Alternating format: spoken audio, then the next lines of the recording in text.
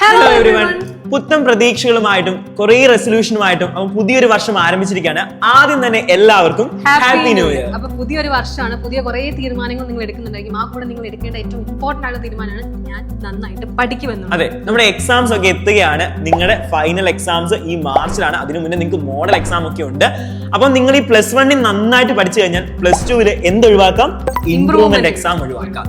അപ്പൊ നമുക്ക് നമ്മുടെ എക്കണോമിക്സിൽ മൊത്തം 17 ചാപ്റ്റേഴ്സ് ആണ് വരുന്നത്. അതായത് സ്റ്റാറ്റിസ്റ്റിക്സിൽ 8 ചാപ്റ്റേഴ്സും ഇന്ത്യൻ എക്കണോമിക് ഡെവലപ്മെന്റിൽ 9 ചാപ്റ്റേഴ്സ് ആണ് വരുന്നത്. ഓക്കെ, അപ്പൊ ഓൾറെഡി നമ്മൾ ക്രിസ്മസ് എക്സാമിനായിട്ട് നമ്മൾ എത്ര ചാപ്റ്റർ തീർത്തു? നമ്മൾ 17 ചാപ്റ്ററിൽ 12 ചാപ്റ്റേഴ്സ്. ഇനി ബാക്കി നമുക്ക് പെൻഡിങ് ആയിട്ടുള്ള 5 ചാപ്റ്റേഴ്സ് ആണ്. ഓക്കെ, അപ്പൊ നമ്മൾ ഇത്രയും എല്ലാ സബ്ജക്ട്സ് വെച്ച് നോക്കുമ്പോൾ കുറച്ചധികം പഠിക്കാനുള്ളത് എക്കണോമിക്സിലാണുള്ളത്.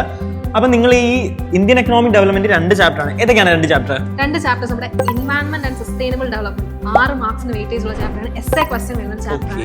അത് മാത്രമല്ല നമ്മുടെ comparative development experience of India and its neighbours ചാപ്റ്ററിന്റെ പേര് കുറച്ച് വലുതാണെങ്കിൽ വെയിറ്റേജ് കുറവാണ്. 3 മാർക്സിനുള്ള വെയിറ്റേജ് ആണ് വരുന്നത്. ഓക്കെ, അതേപോലെ നമ്മുടെ സ്റ്റാറ്റിസ്റ്റിക്സിൽ 3 ചാപ്റ്റേഴ്സ് ആണുള്ളത്. അപ്പൊ സ്റ്റാറ്റിയിലാണെങ്കിൽ 5 മാർക്ക് വെയിറ്റേജ് ഉള്ള കോറിലേഷൻ എന്ന് പറഞ്ഞ ചാപ്റ്റർ, അതുപോലെ 4 മാർക്ക് വെയിറ്റേജ് ഉള്ള ഇൻഡെക്സ് നമ്പേഴ്സും, പിന്നെ വെറും 2 മാർക്ക് മാത്രം വെയിറ്റേജ് ഉള്ള ഏറ്റവും ചെറിയ ചാപ്റ്ററായ യൂസ് ഓഫ് സ്റ്റാറ്റിസ്റ്റിക്കൽ ടൂൾസും ആയിരിക്കും ഈ എക്സാമിനെ കൊണ്ടായിരിക്കുക.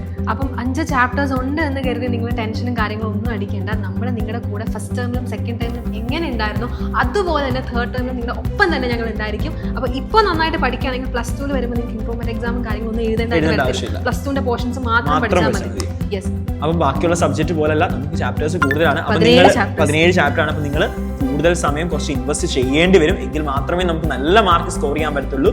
കൂടെ ഞങ്ങളുണ്ട്. അപ്പൊ നിങ്ങൾ യാതൊരു പേടിയും വേണ്ട. പഠിക്കാൻ നിങ്ങൾ റെഡിയാണെങ്കിൽ പഠിക്കാൻ ഞങ്ങൾ റെഡിയാണ്.